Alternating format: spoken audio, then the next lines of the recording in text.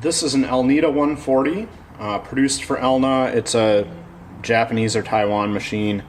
I do not know if it's a Riccar or a brother or who made it.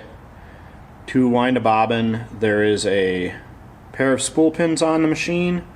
It does support twin needle sewing, but you run from a spool pin to this guide behind the winder button, then around the button for winding and over to the winder. There is a clutch nut in the hand wheel that you need to loosen to wind the bobbin.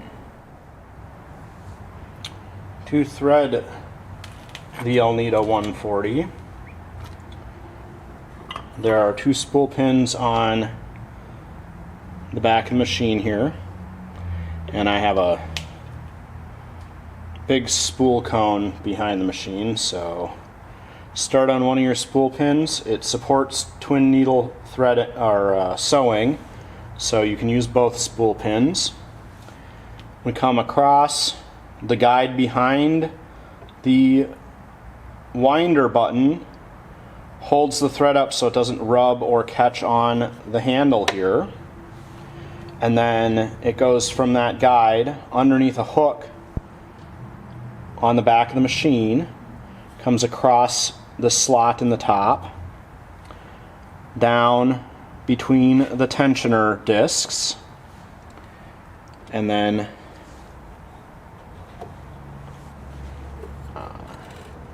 make sure our take-up arm is all the way up, goes under this piece where the check spring for the tensioner is, over the take-up arm,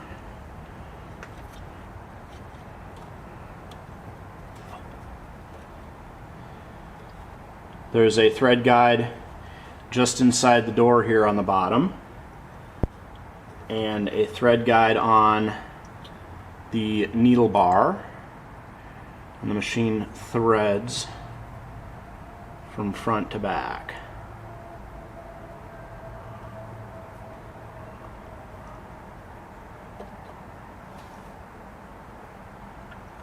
This is a front-loading class 15 machine, so put our and I just put that in backwards.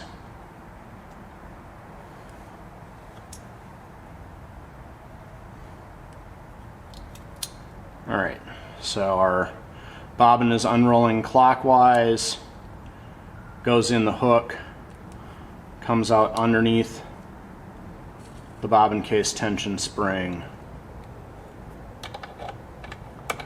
slips in the front and locks, and then I always give a little tug to make sure it's latched in place.